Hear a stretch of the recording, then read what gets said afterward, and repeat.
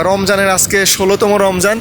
16তম রমজানে আসলে এই ভিডিওটা করতেছি, মানে রমজানে বিকালবেলা অর্থাৎ সমুদ্র পাড়ে সূর্য অস্ত যাওয়ার আগে ঘুরতে পারতেছি বা সময় দিচ্ছি, এটা খুবই ভালো লাগতেছে। আমি কর্মব্যস্তময় একজন মানুষ, তারপরও আমি বিকালবেলা ফ্রি হই অর্থাৎ আছরের পর থেকে, তো সমুদ্র পাড়ে আসার চেষ্টা করি এবং ঘোরাঘুরি করার চেষ্টা করি।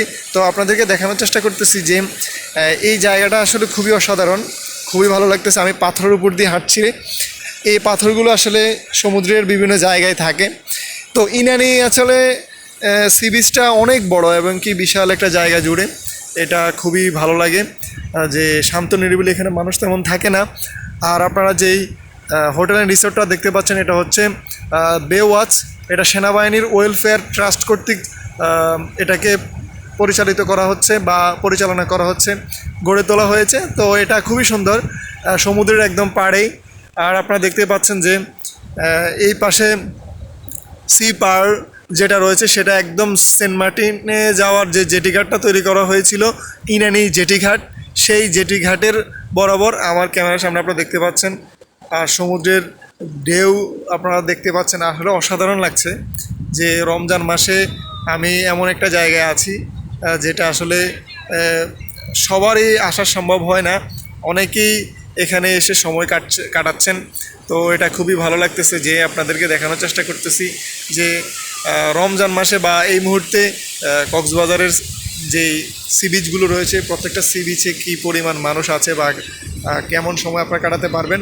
তো আসলে ক্রাউডি প্লেস বলতে মানে যখন সিজন থাকে, সিজনে আপনারা যখন আসবেন তখন কিন্তু এরকম মজা পাবেন না, এখন যে মজাটা আপনারা পাবেন।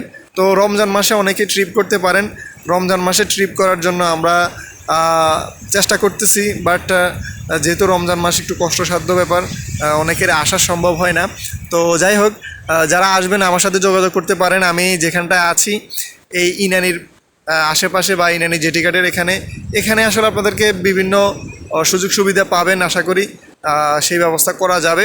তো যদি আসতে চান তাহলে আসতে পারেন, আমি চেষ্টা করব আপনাদেরকে সহযোগিতা করার। এখন কিন্তু আসলে যে ভাটার সময়ে যে জায়গাটা খালি হয়েছে, এটা কিন্তু আস্তে আস্তে এখন পূরণ হয়ে যাবে। আস্তে আস্তে জোয়ার আসবে, জোয়ার আসলে তখন কিন্তু এই যে আপনারা দেখতে পাচ্ছেন যে বিচের একদম এখানে যে বে ওয়াচের যে সামনের টিউবগুলো দেখা যাচ্ছে বা যে বালির ব্যাগগুলো দেখা যাচ্ছে, এই পর্যন্ত কিন্তু চলে যায়।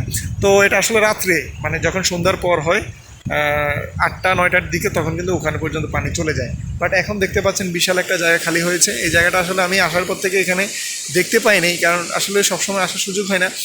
প্রতিদিন আসার চেষ্টা করি, বাট প্রতিদিন তো আর আসা হয় না, মাঝে মধ্যে মিস হয়। তো আমি যে সময়টা আসি সেই সময় দেখি না। আজকে আসরের নামাজ পড়ার পর থেকে যখন আসলাম পড়ে, তখন এই জায়গাটা খালি দেখে আমার খুবই ভালো লাগছে, কারণ আমি এরকম জায়গা আসলে খুব মিস করি। এগুলো সেন্ট মার্টিনে থাকে। তো কক্সবাজারের ইনানিতে একমাত্র এই ধরনের পাথরগুলো আপনারা দেখতে পাবেন। তো অ্যাকচুয়ালি খুবই ভালো লাগছে যে এখানে অনেক পর্যটক আসছেন। তো কক্সবাজারে এখন কিন্তু পর্যটক অ্যাভেলেবল হয়ে গেছে, কারণ রমজান মাসেও মানুষজন আসে। আসলে মানুষের আনন্দদায়ক পরিবেশের জন্য মানুষের আসলে এগুলো লাগে। তো কক্সবাজার একমাত্রই বাংলাদেশের এবং সারা ওয়ার্ল্ডের দীর্ঘতম সমুদ্র সৈকত। এখানে না আসার কারণ কোনো কেউ বলতে পারবে না যে এখানে না আসার কারণ আছে।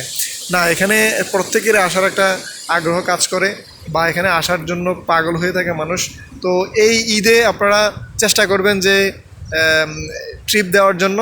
আর যদি আপনাদের বাজেট না হয় তাহলে ঈদের পরে যে সিজন যখন একটু ডাউন হবে তখন কিন্তু আপনারা আসবেন। তো কক্সবাজার আসলে ঈদের সময় একটু ব্যস্ত সময় থাকে, এখানে আসলে ওভার প্রাইস থাকে।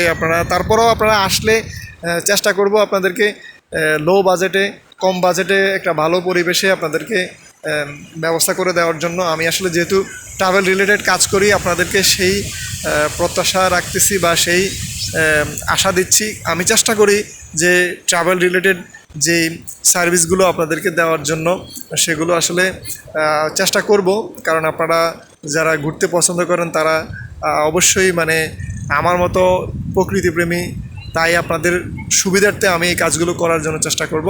তো আজকের মতো এখানে বিদায় নিচ্ছি, দেখা হচ্ছে অন্য কোনো ভিডিওতে। সে পর্যন্ত ভালো থাকুন, সুস্থ থাকুন, আল্লাহ হাফেজ।